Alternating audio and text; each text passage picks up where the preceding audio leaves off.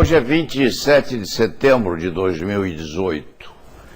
De anteontem para ontem, houve uma surpresa curiosíssima neste site. De 1.200 ou 1.300 acessos dia, o número passou a 50 mil.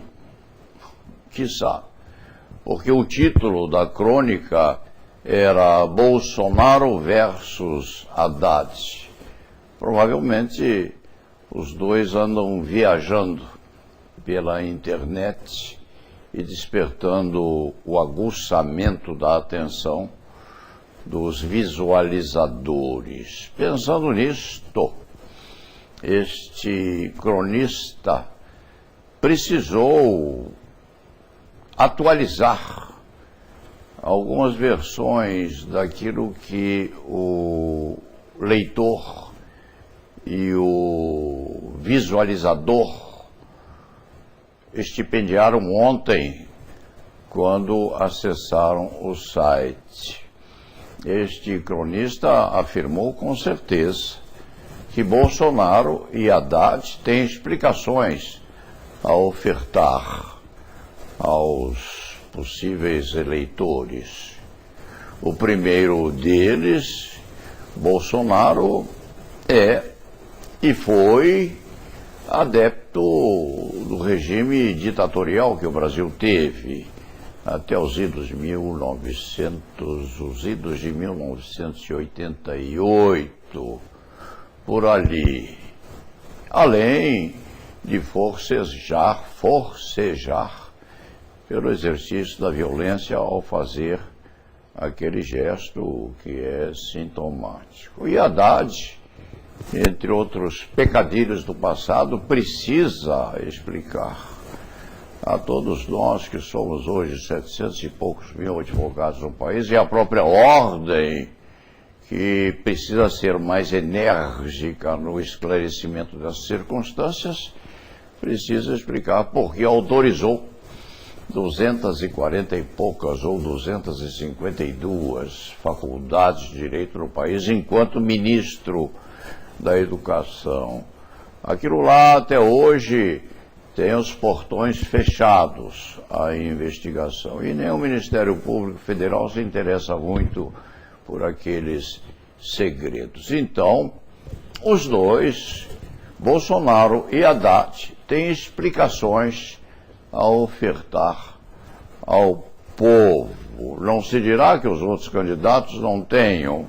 Por quê? E daí vem o título da crônica. Daí, todos nós carregamos na expressão de Chico Buarque de Holanda e Edu Lobo, se a memória não falha, todos nós carregamos as nossas perebas. Procurando bem, canta Chico Buarque, procurando bem, todo mundo tem pereba, só a bailarina que não tem. Todos nós temos, sim.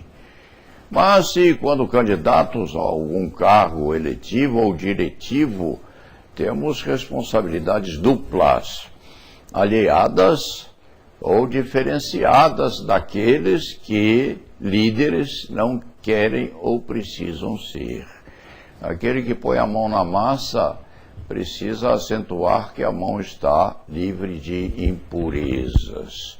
No Brasil, nós temos uma outra percepção do passado, inclusive de natureza processual penal. Nós temos o Instituto da Prescrição. Nos Estados Unidos da América do Norte, o tratamento dado a isto é muito esquisito ou extravagante. Haja vista um dos indicados pelo governo Trump, que está passando apertado porque uma norte-americana afirma agora que quando tinha 16 anos teria sido estuprada por um nomeado de Trump a um alto cargo nos Estados Unidos da América do Norte. O povão lá é muito vinculado ao passado. O homem maduro hoje cobra do outro, quando eram menininhos, o fato de o outro lhe ter furtado um pitelzinho, ou seja, uma bolinha de gude, quando os dois tinham 8 anos de idade. Ou então, um comportamento meio sádico, masoquista, do outro ao aventurar-se a abrir a barriga de um passarinho morto a saber o que havia lá dentro. O americano do norte é assim, lembra tudo. O brasileiro não se recorda muito ou faz força para não lembrar o que houve lá atrás.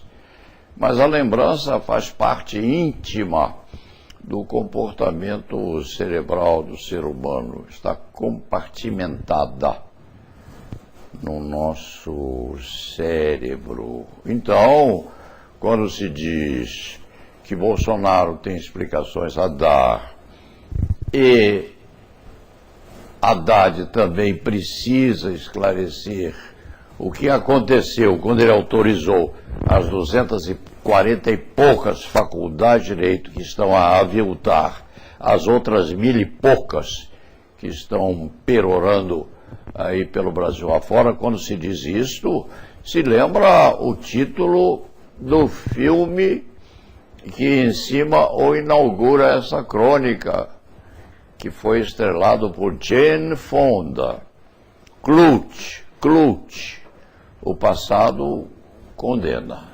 E enquanto se relembra que Clute, que era alguém que detinha um segredo muito grande a perseguir a criatura lá dos tempos antigos, em que a criatura era muito mais jovem, quando se afirma que Clute, o passado condena, é evidente que candidatos têm o passado periclitando os antecedentes, enquanto não for explicitado pelas criaturas em foco. Nessa medida, Clute, o passado condena.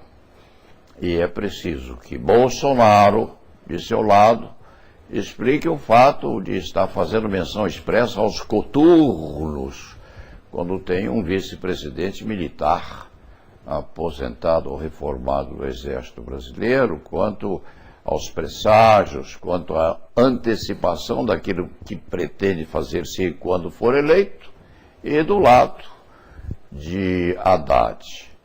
O moço precisa esclarecer também a nós, 780 ou 800 mil advogados, precisa esclarecer o que fez enquanto esteve lá dentro, sem ninguém depois procurar saber nas gavetas do Ministério o que houve com aquele congraçamento entre milhares de advogados postos nessa nação tão sofrida. E se dirá que quanto mais bacharel houver, melhor. Sim, quanto mais bacharel houver, melhor para a disputa pelo pão e melhor para a inanição com que os meios intelectuais jurídicos se põem enquanto versejando 800 mil profissionais disputando uma ou outra causa sobrante numa esquina. É isto que se pretende quando se fala Clute, o passado condena. E não se entende nem mesmo o porquê dessa fotografia horrível saída no jornal Estado de São Paulo de hoje, de uma criatura em simulação de ser torturada, posta tal fotografia por um dos herdeiros de Bolsonaro, a título, quem sabe, de retorquir a alguém que havia acusado o pai de participar desse tipo de conduta aviltante da moralidade e da honestidade do cidadão. Aquilo está explicado, mas está mal explicado, ou aquele que publicou aquela fotografia não conseguiu explicar, ou explicou mal, ou paralisou, ou maltratou a campanha de Bolsonaro. É preciso que se explique com muita atenção a publicação daquela foto. Então, os dois candidatos que estão ponteando, estão disputando por antecipação o primeiro lugar na eleição que vem aí, os dois candidatos têm sim explicações a prestar ao povo. Aguardou-se que Bolsonaro ficasse melhor, estivesse a recuperar a saúde, desejada por todos, a saúde do candidato, aguardou-se que ele melhorasse o suficiente para poder disputar ou discutir esta questão toda. De qualquer forma, é uma tentativa de amenizar a crônica, a colocação do visual de Jane Fonda, personificando Clout. O passado condena, que é o título da programação audiovisual de hoje. E la nave va. I'm so proud and grateful. It's been almost 8 years. This film, Coming Home, was born in Santa Monica, where we live, in the cramped offices of the Indochina Peace Campaign, as a lot of us whose lives have been bound up with the war sat on the floor, and some of them were veterans, and I thank all of them. One of them was my husband, Tom Hayden. One of them was Bruce Gilbert, who has become my partner and is the associate producer of Coming Home. I want to thank Waldo Salt, the first, the first industry heavy, who stuck his neck out and believed in the project. In fact, he believed so much in it that he worked for 2 years for nothing. And he led us to Jerry Hellman, our producer, who fought for us. And I want to thank you, Jerry, very much. And I want to thank Haskell Wexler, who photographed it so sensitively, and Bob Jones, who came through in the pinch. And I want to thank Hal Ashby. You're not here, Hal, but I want to thank you for your taste and for your courage, for your ability with the scissors. And I want to thank Penny Milford and Bobby Carradine and Bruce Dern and my pal John Voight and Mike.